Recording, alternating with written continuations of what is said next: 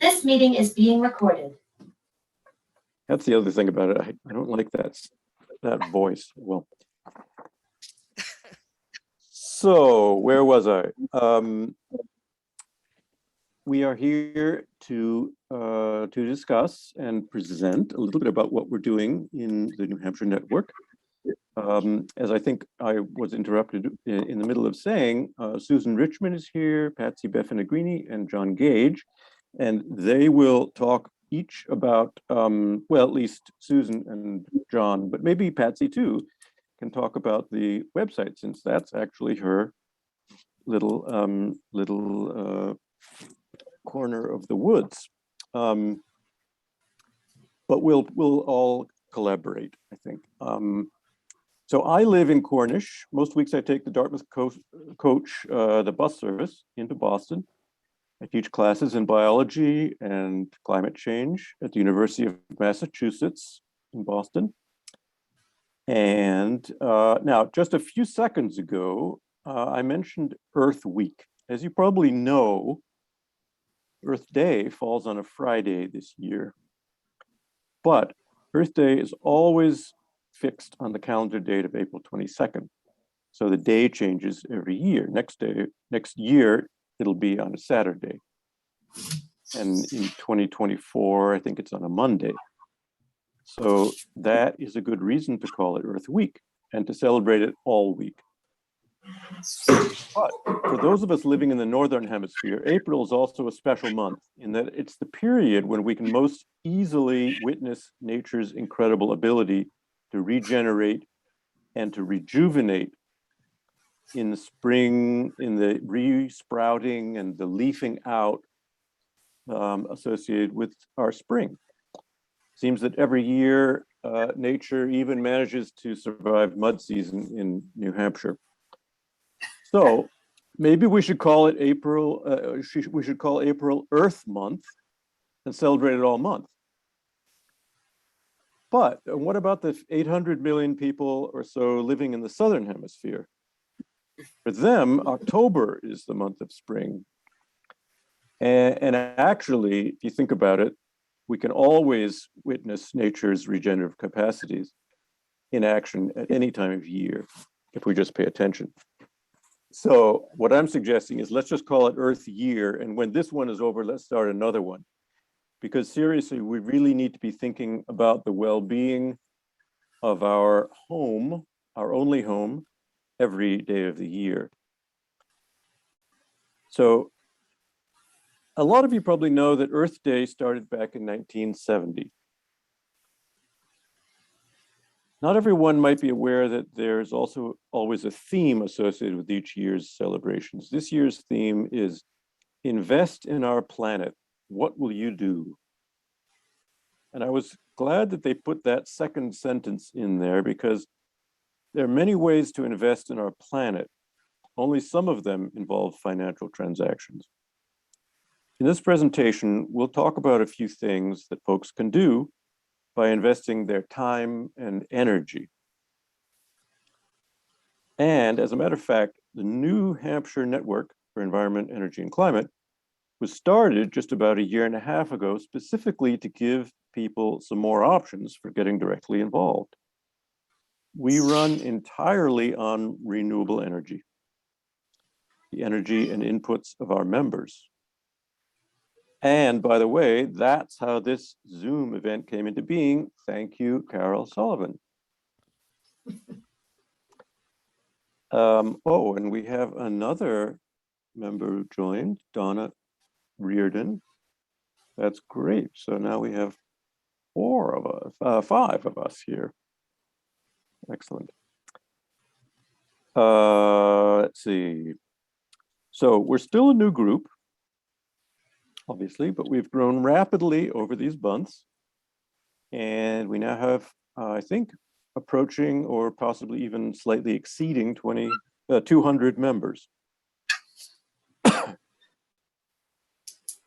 We had noticed that New Hampshire was lagging behind its New England neighbors in developing statewide responses to the current environmental and climate crises, and also far behind the level of concern expressed in polls by a majority of New Hampshire's citizens and denizens. It seemed to us that one thing that was lacking was an informational connective tissue, as it were, among groups, individuals, and among communities interested in the environment. So that's what we decided to become. I think we're still developing our ideas about what exactly that looks like in practice, but hopefully today's quick intro to the kinds of actions we've been taking and the events we've been holding will give you all an idea of the organization as it stands now. At this point, we have two semi-independent working groups, one for action on legislation and one for plastics reduction. Then we have a communications work group dealing both with internal and external communications.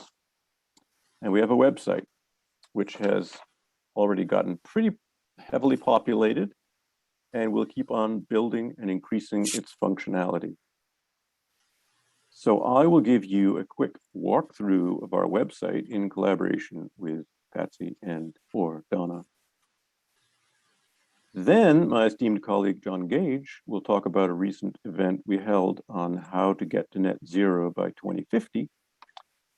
And my other esteemed colleague, Susan Richmond, will present the launch event of the Plastics Working Group's 10 Towns, 10 Actions project, which happened back in February.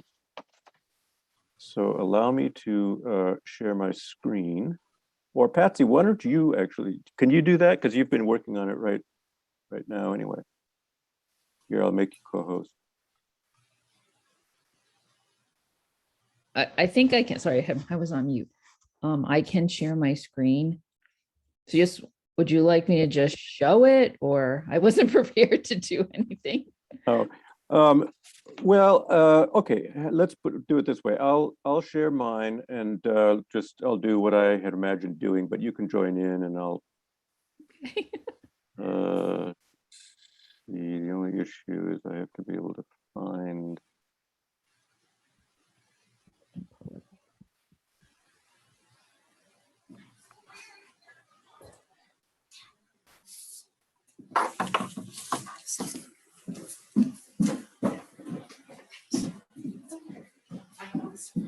All right, is that showing up? Yes. Yes. All right, this is our website. And it's got a gorgeous photo of fall in New Hampshire by one of our members, one of our co-managers actually, Joe Kwasnick. And that is the page that you arrive at. And what we've got here is a whole variety of different pages that that have different kinds of things and information that anybody in New Hampshire who's curious or concerned about environment, energy, and climate might find useful. So I'm just going to go quickly through each of these pages just to sort of explain a little bit about what's on each one. So this is basically our legislative, the legislation actions that we've taken. So far, this consists mostly of going through, of basically Joe Kwasnick going through the bills that come out and get proposed with some assistance from other members, and analyzing them for whether we should support or oppose or stay neutral on and monitor for future reference. So if you are interested in that side of things, then you can come here, and this looks quite harmless. Oh, there's just a few bills here, nothing to be too worried about. But if you click on this, then it opens up, and then you can start to see that there is a vast amount of legislative activity going on all the time. Bills being proposed right and left. There's a lot of stuff, far more than most people would ever want to necessarily try to digest. But it's very useful to have this because it's got a little bit of a, under the comments here, it's got a kind of reduction summary of what this bill, what each bill would mean. Some of them, that's very obvious. In many cases, it's not so easy to understand what the outcome of certain bills would be. So it's also color coded. You can see which the recommendation is to oppose, which is to support, and which is to monitor. And in many cases, well, in some cases, there are conflicting opinions among the environmental community. And in that case, that is also mentioned and explained why that might be. All right, so there's more than enough information on this spreadsheet for anybody to enjoy. And then we can go.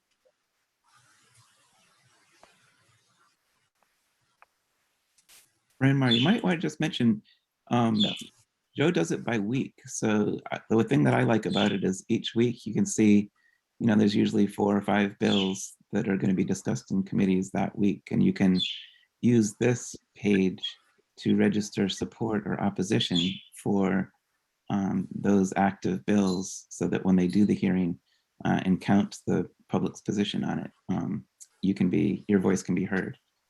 That's right. And that's what's just coming up.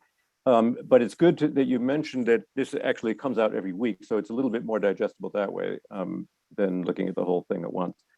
But the second step here, step number 2, is to submit your position on a bill online prior to committee hearing. So this is an ability to essentially vote on each bill and register your position, which you can do in a procedure that might at first seem complicated, but then becomes sort of second nature. It's really not difficult at all. It takes 4 or 5 clicks to get through the various pages that you need to go to. So an example of that would be if you want to go to the input submissions page for the House, you click right here. It's conveniently linked. That takes us to House of Representatives, online testimony submission form. You fill out your personal form. You select the date of the hearing, which is mentioned on the spreadsheet, and then you put in your preference and so forth. So it's like a little vote, and you can do that on House bills, and you can do it on Senate bills. I'd like to add that they take note, the legislature takes note of how many clicks they get in support of or in opposition to. So hopefully in aggregate, when we all work together, this does bear weight.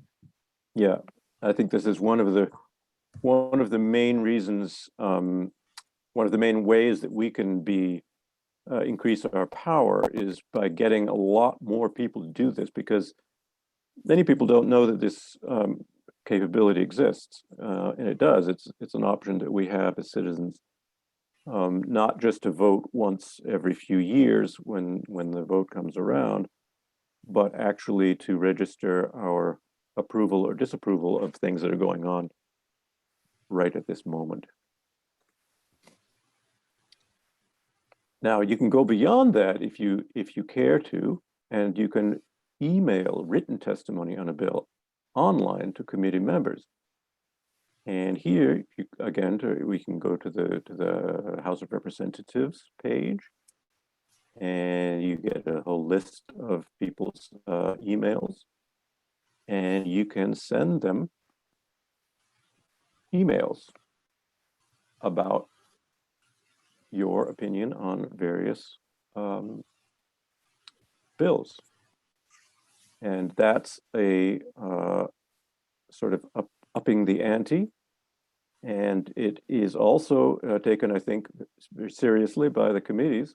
If they get a lot of emails heading in one direction or the other, they, well, at least hopefully, they should, and I believe that they do, actually respond. Then, fourthly, if you're very committed, you can testify on a bill in person at a committee hearing.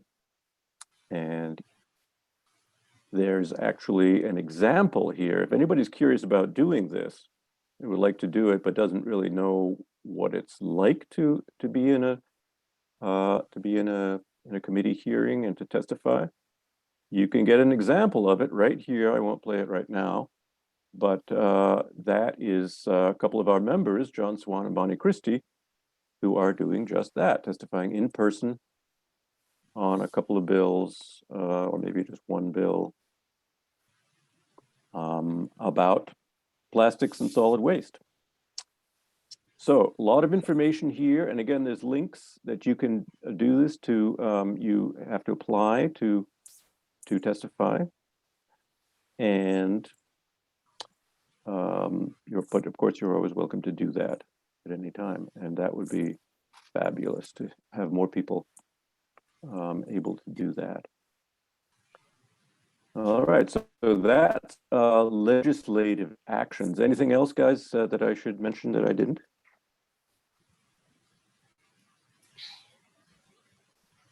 All right, well, here we have another page of actions called, okay, now yeah, here we are. Okay, take action. Various ways that you can take action and have fun doing it. Click on any of these and you will get the details about what to do about various issues that we are confronting in New Hampshire right now. And these vary all over the map. There are a lot of different kinds of things. We're talking about coal, talking about plastics, we're talking about even competitive voting districts, a lot of different things that all influence our stance toward environment and climate in New Hampshire. And there's a lot more detail as you go down here. You can see details on each of these, on this list here of actions to take. All the detail is here, laid out and ready for your consumption.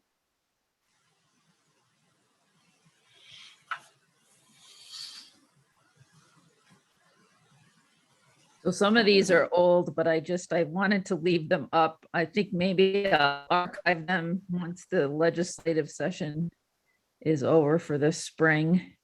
So there's a lot more on this page. But the very bottom has some right things that are important about. The very bottom, should I go down? See why I'm wondering why it says request Google access. I think I got to fix something now. I'm glad to see that. Yeah, there should be at the very bottom.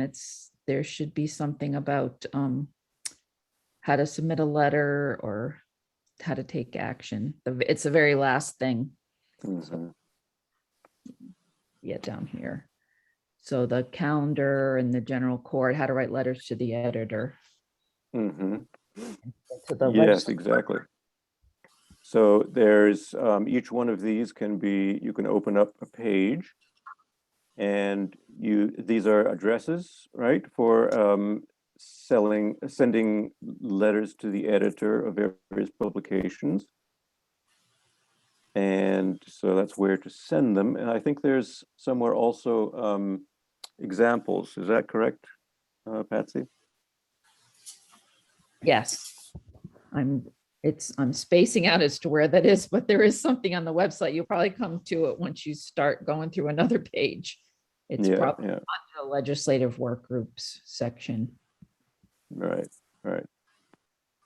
Anyway, so there's everything that you would need to write an LTE, a letter to the editor here. And that's, of course, an investment of time and energy and thought and love on the part of our members that do that. But it's extremely appreciated because it's one of the most powerful ways of communicating with folks in the state, and also just getting these issues into public discussion, which is so crucial because we just go from day to day not really thinking and talking about some of the most serious issues that are actually confronting us now, which is a little bit crazy when you think about it. These are links here to General Court. And Patsy, maybe you can describe a little bit about what people will see here on this page.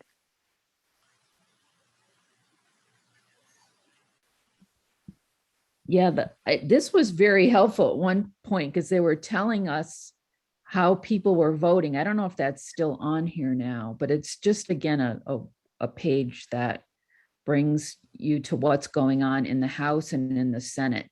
So if you want to keep up with different bills, there's all kinds of information here.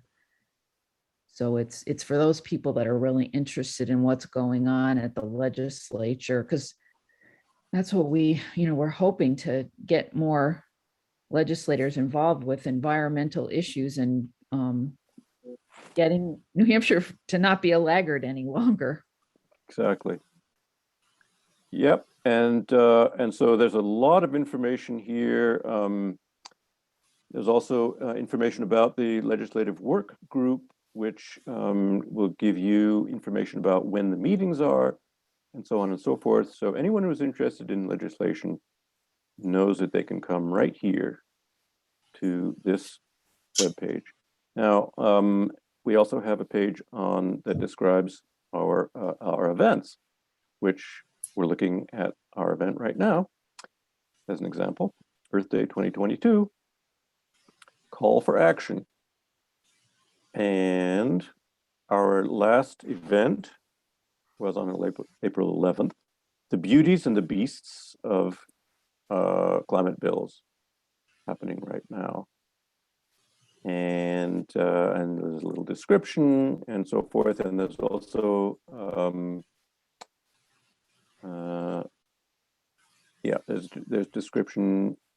Patsy, are there links to recording? I guess not in this case. Yes, right? no, there are links, they're on YouTube and there's recordings. We did not record the Beauties and the Beasts ones because that was our legislators, and I Oh, yeah.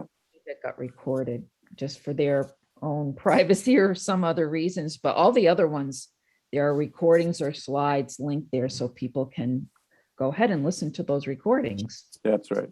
So in this particular event, we had Senator Waters, Representative McGee, and Representative Oxenham all here discussing a number of different bills that were being passed back and forth between the Senate and the House.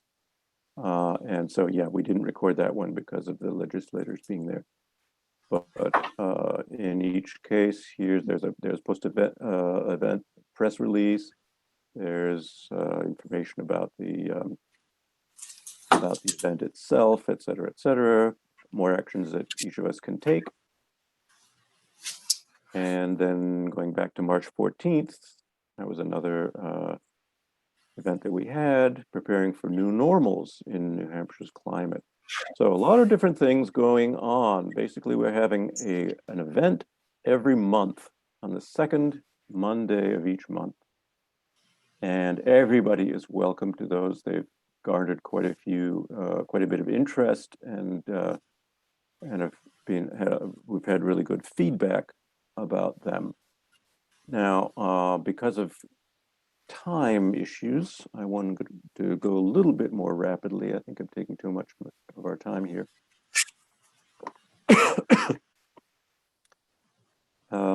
We also have weekly updates from one of our members, weekly updates about all kinds of stuff having to do with environmental and climate issues in New Hampshire. So anyone who wants information and a weekly update, you can come here to be sure that you've got everything in hand. And finally, here's a page of work groups. We've got the legislation work group, we've got the plastics work group, we've got the communications work group, and each of these has its own page with dates and events and meetings. And finally, there's a whole list of resources, and there's a calendar that's got a lot of stuff on it, not only about New Hampshire Network, but also about other kinds of events that would be of interest to our membership. And media and join us. This is probably the most important page of all for individuals, for organizations, and questions. So a lot of information, and you're welcome to stop by the website and browse anytime you would like. I think what I'll do now is stop sharing and hand it to my esteemed colleague, John Gage. And he'll talk about one event in particular. I think that's what you're planning to do, right? Yeah, quick 10-minute flyover about climate. So we don't have a climate working group because we have a lot of different things going on with climate, and people who are interested in it kind of pick and choose what they're doing. We generally have a meeting a month about climate. So here we go. I'm going to start with a couple quotes from the IPCC's 6th assessment report that just came out about mitigating climate change. Mitigation is, how do we address the pollution that we're producing that's causing it? The report that just came out says, without immediate and deep emissions reductions across all sectors, limiting global warming to 1.5 degrees Celsius is beyond reach. So that's very concerning because 1.5 degrees Celsius is the globally determined limit beyond which the costs and damages of warming are really too much to consider. And we're within a couple of years of losing our ability to meet that goal. So urgent action is required. A previous report, the global warming of 1.5 degrees report from the IPCC stated, explicit carbon prices remain a necessary condition of ambitious climate policies. In other words, Janet Yellen puts it this way, we cannot solve the climate crisis without effective carbon pricing. So although the media doesn't like to talk about carbon pricing and politicians don't like to talk about carbon pricing, economists and climate experts say we won't solve our climate problem if we don't include carbon pricing in the solutions mix. So I'm a volunteer of Citizens Climate Lobby because they're listening to the experts and they're working to create the political will to inform the public and create the political will for our lawmakers to pass effective climate legislation. So that basically means pricing carbon and adding a whole bunch of complementary policies that work with a carbon price to reduce emissions and pull CO2 out of the air to hold warming to 1.5 degrees Celsius. In fact, the 6th assessment report on mitigation mentions carbon pricing 680 times. And I've got a link here that I'd like to share with you. A Citizens Climate Lobby article that goes into that in some detail. Okay, so I'm going to share my screen. I've got a video clip of one of our recent events. Let's see.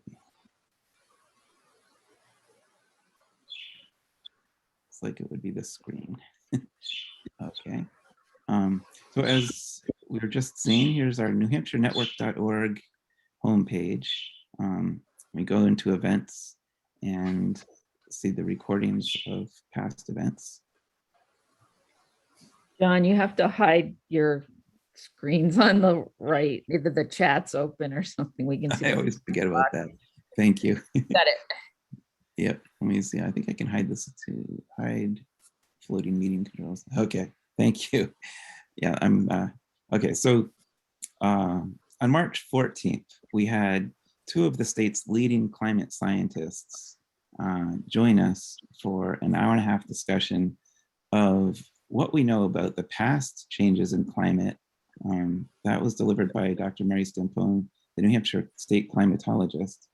And then what can we expect in the future, depending on different emission scenarios? And that was from Dr. Cameron Wake. You can watch the whole session right there. Pretty technical. The bottom line is we do see major changes already in New Hampshire, and the difference between a low emissions future and a high emissions future is absolutely critical for us to prevent some really catastrophic things happening in the future for the next generation. So we followed that up 2 weeks later with another expert-led discussion titled, "Is Net Zero by 2050 Possible?" Now we had a climate ambassador who's trained in demoing a wonderful tool called En-ROADS. And this is a picture of it. If you click on the video link, you can play this thing, but basically it shows our global sources of energy from now until the end of this century based on all these policy choices. And the default is what policies are in place around the world right now. So that leads to 3.5 degrees Celsius of warming. And here's the emissions that we can expect from the current policy mix that we have in place. So the idea of showing En-ROADS was to show the power of different climate policies, whether it's increasing energy efficiency investments or transportation, electrification. What we found is carbon pricing is by far the most powerful single policy, but that only drops the target by about 1 degree Celsius. We then need to add complementary policies to it to get to the 1.5 degree target. So then we had a expert talk to us about carbon pricing. I'm just gonna play a 1-minute snippet. This is Dr. Charlie Whelan from Dartmouth, the Rockefeller School of Public Policy. He explained carbon pricing in general, and I had asked him, what could we do in New Hampshire to prepare for a federal or international carbon price? So here's Professor Whelan. You do is you get your apparatus ready for a state or regional carbon tax, because at that point your industries are already years ahead in terms of thinking about where they're going to source their materials, how they might change their products. It's like giving your own industry a head start. Now, to be fair, you can't get too far out in front or industry's going to leave. You know, if it's $80 a ton for carbon emissions in New Hampshire and nothing in Massachusetts, then you're going to lose anybody who uses a significant amount of energy. But if it's $3, then $5, then $7, that basically gets them thinking about the changes that they're going to have to make. Then, okay. So where does that lead us? So basically, we determined that carbon pricing is necessary. And the network is really focused on state level issues. There was a resolution, I don't know if you saw it in that big spreadsheet, but it was HR 17, and New Hampshire Network members and Citizens Climate Lobby members weighed in, and the public support in opposition of this state resolution against carbon pricing was 149 opposed to 4 in favor. In other words, the public opposition to saying at a state level, we don't believe in carbon pricing was overwhelming. And that was because of the network and the Citizens Climate Lobby volunteers who logged in and weighed in. Unfortunately, the state legislators didn't listen, and they passed HR 17 on a slim majority. And so what this tells us is that public input is important, because if we hadn't weighed in, nobody would even know that there was opposition to this thing. And the other thing that's important is a lot of representatives voted against the recommendations of experts and against the public's wishes. And we can hold our elected representatives accountable for their votes. So this is one of the powers of the network. Lots of little small groups, local groups working independently can't have the impact that we can when we all work together on our shared goals. So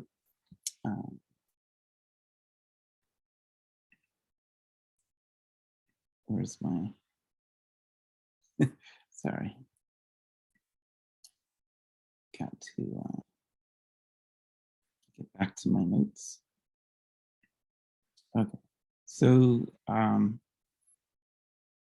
what can we do? Well, we can ask Congress to pass carbon pricing legislation. I'll share a link with you right now.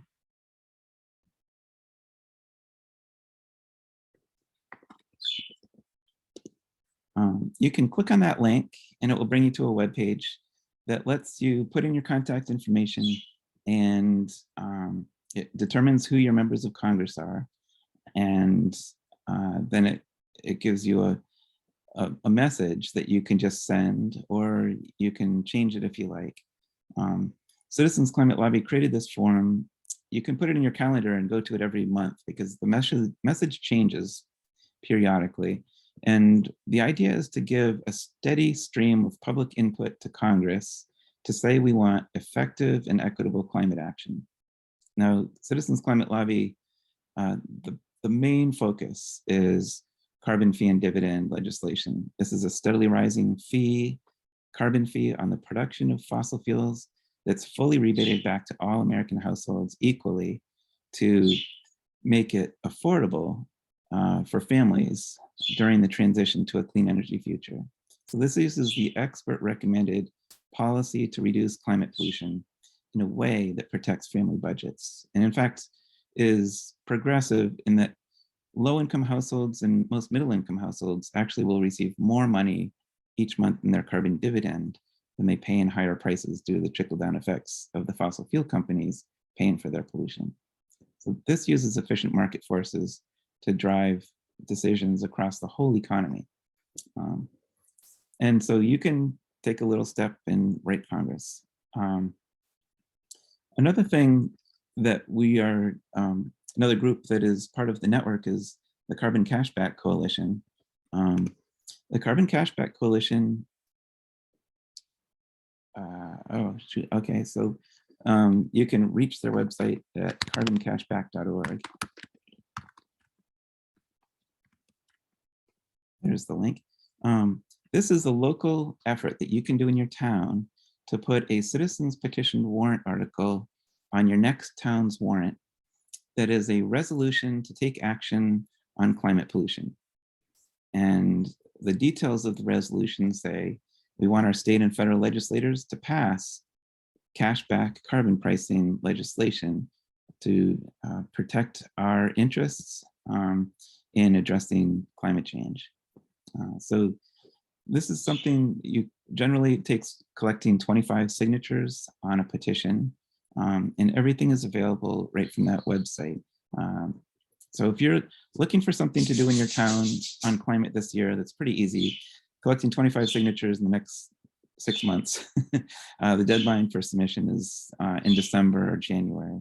You get those, most towns is 25 people, voters, registered voters of the town, signature, and turn the form into the town hall. That resolution will show up in town meeting or on the ballot if you're an SB2 town, and your town will get to vote yes or no We want to send Congress and our state legislators this message. Please price carbon with carbon fee and dividend or cashback carbon pricing.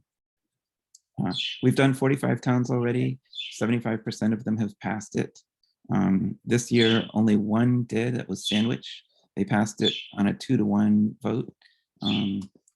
And this is a way of educating yourself, but especially your towns people about carbon pricing, building the political will to enable our state and federal legislators to do it. This is what experts say we should be doing, and citizens can help create the political will to make it happen. So this is why I volunteer with Citizens Climate Lobby. It's a grassroots, nonpartisan group that helps people create the political will to enable our lawmakers to pass effective and fair climate legislation. If you join Citizens Climate Lobby, you learn how to do all kinds of things, tabling presentations, working with leaders and businesses to get endorsements. We even lobby Congress, but we're the good white hat lobbyists. We do it on our own dime, and we do it for the good of ourselves, our neighbors, our children, and the future. And if you're interested in any more of that, oops. Zoom makes you type the HTTP or it doesn't turn into a link. There you go. After this, you can watch that 2-minute video on Citizens Climate Lobby to learn more. Anyway, this is just a peek at what the network lets people who are concerned about energy, environment, and climate do. Sharing ideas with each other, actions, becoming a much greater force than each of our individual groups can do independently. So thank you. Thank you, John. And now I'd like to turn things over to Susan Richmond, who's going to talk about our plastics working group and the amazing things that they're doing.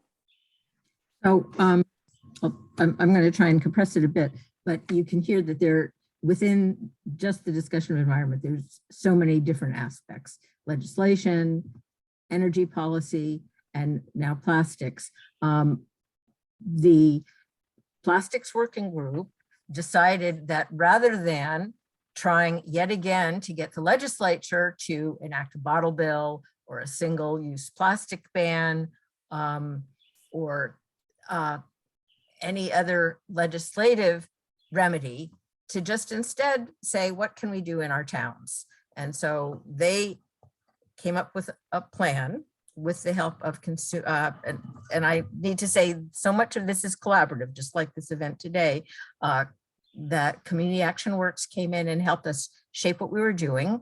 And we also worked with New Hampshire healthcare providers on for climate change to come up with a plan that town by town champions would work to cut back on plastic in their town. And not wait for the legislature, and hope that as New Hampshire sees that town by town people are cutting back on plastic, that finally that is the will of the people.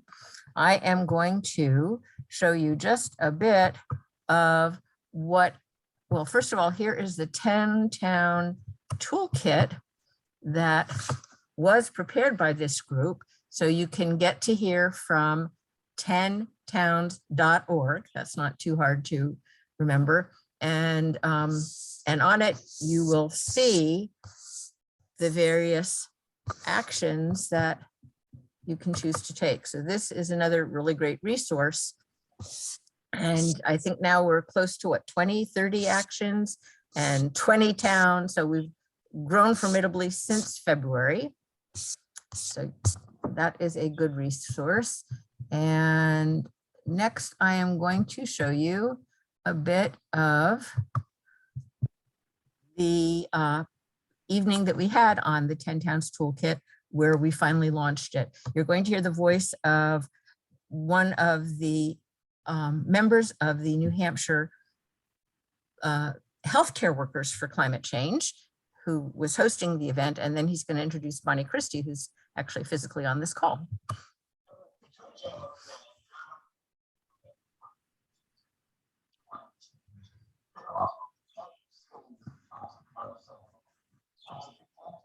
Oh, Susan, I think you have to share with video sound enabled. Oh, okay, whoops. It's not gonna work? No, it will work. When you hit share, you have to check the two little boxes at the bottom before you show which window you want to share. Oh dear. So you hit the share button. Ah. Got it. There's a potential for risks. So with that very brief introduction, what I'd like to do is to talk about. So what you didn't hear Dr. Friedlander say is that it's not just annoying to see plastic bags on the road, but that every single step of extracting the petrochemicals, fossil fuels to make plastic, the making of them, and then finally, if we think we are somehow recycling them, at every stage, there are toxins being put out in the community. And so the healthcare community is now saying that environmental danger is a health danger, and they're also a good group to follow. So here comes a little intro to Bonnie, and we'll just play a bit of what she had. Bonnie Christie, who's going to tell us why it is that we need the 10 Towns, 10 Actions Toolkit and how it came to be. Bonnie Christie is a retired environmental policy analyst, having worked with and for environmental nonprofits, municipal, state, and federal agencies, governors, and US senators. She's a member of the Hopkinton Waste Reduction, Hopkinton Webster Refuse Disposal Committees, Hopkinton Conservation Commission, Kentucky and North Branch Rivers Advisory Committee, Hopkinton School District Sustainability Committee, and the New Hampshire chapter of the Climate Reality Project. Try to say that 3 times backwards. Bonnie is still thinking globally and acting locally. Bonnie, take it away. Okay, I'm going to move it forward just a little. Journey into a 5-minute version, so bear with me here. So one day on the way to the grocery store, I heard about a terrible, awful, really bad thing. And this was the start of the first phase of my journey. It was awareness. NPR had a news story about a pilot whale that had died from dehydration and starvation, and they found 17 pounds of plastic, including 80 plastic bags in its stomach. There we go, sorry. Once in the store, I looked around me and I saw that I was standing in a sea of plastic. Could there possibly be a connection between this and what had happened to that whale? I immediately thought about the Kentucky River, which flows through the heart of Hopkinton. The Kentucky flows into the Merrimack, which in turn flows into the Atlantic. Could our river be a conduit for plastic entering the ocean? You bet. Once you take a look, it's easy to see how it happens. So I quickly moved into the next phase of my journey, which I would call connecting. I knew I couldn't be the only one in Hopkinton who was worried about this. So how about if we start a community conversation, maybe at the farmer's market? Turned out that lots of people had lots to say about plastic, but they had no idea what to do. Well, trust kids to take an idea and run with it. That fall, an after-school program was doing a project called Plastic Attack. They studied the impacts of plastic in the ocean and assembled a document called Plastic Attack Facts. It had awful things on it, such as there is more microplastic in the ocean than stars in the Milky Way, which is true. I fact-checked it with National Geographic. I'm worried about time, so I'm gonna. The kids made art and games about plastic pollution. They painted murals. They sewed cloth snack bags. I'm gonna turn this off, but urge you to go to the website where you can turn on and hear the whole discussion that Bonnie gives and other people that are talking about the 10 Towns Toolkit. One of the reasons that I particularly value what Bonnie said is she takes you through the emotional journey, and people are discussing more and more climate anxiety and the toll that it takes on us. And that is, as Bonnie and Kentucky and now New Hampshire, as people connect, more and more we find ways to take action. And so that's where the 10 Towns Toolkit came from. And I want to end my presentation with one last bit of sharing. Again, it was a member of our group that brought this to our mind up. I'm not going to get there. Hang on, let me. And this is about funding. That, here we go. You can see this.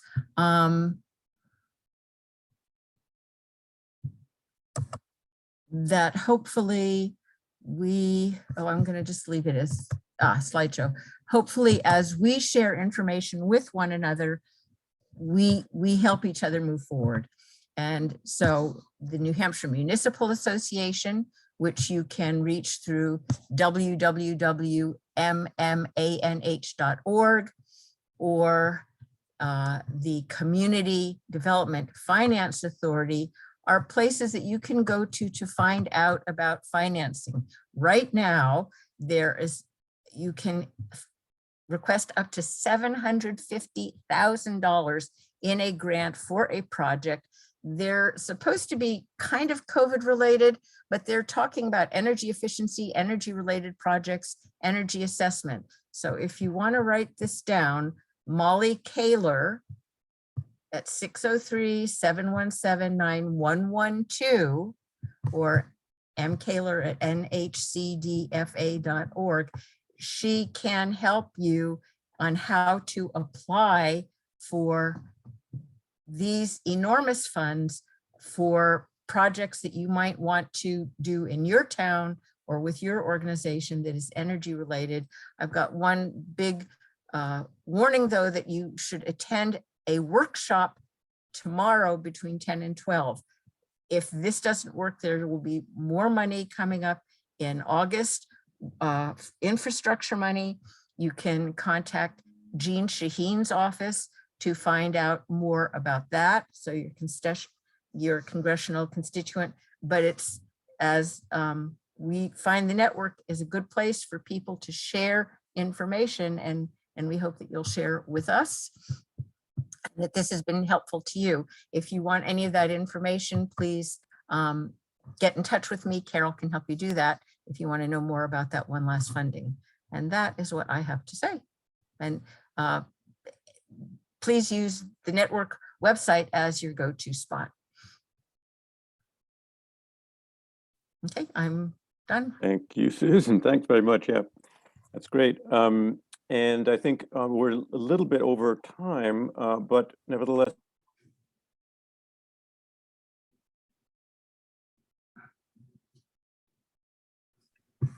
You just muted yourself, Reinmar. Yes, if you have any urgent questions, let us know now. And otherwise, we are always available on email. So anybody have any questions? Does Carol have Yes. any? Jamie. Jamie, you're on mute.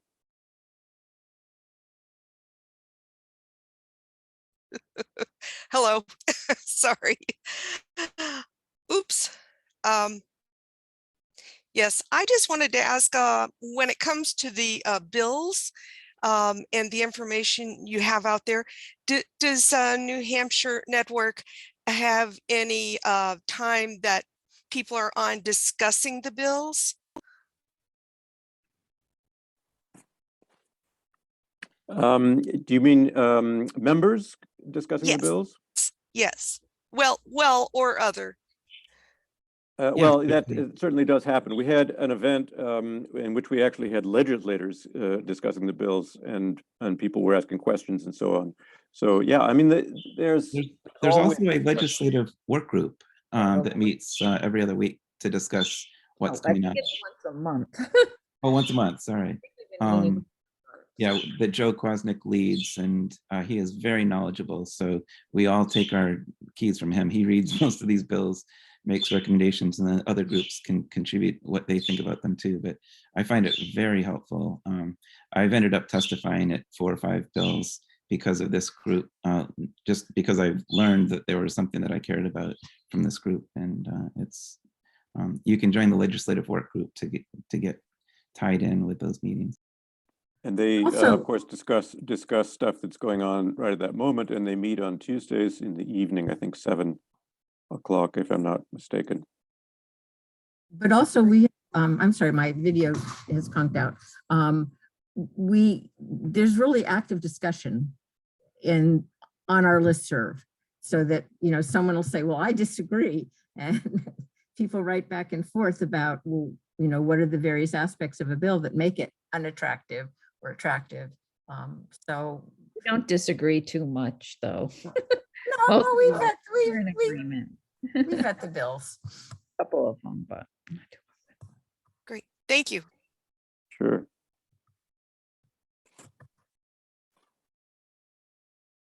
All right. Any further questions? Or? Carol want to say anything because she's the one that asked for this. I Yeah. wondered if she wants to pop in. Sorry, Ray.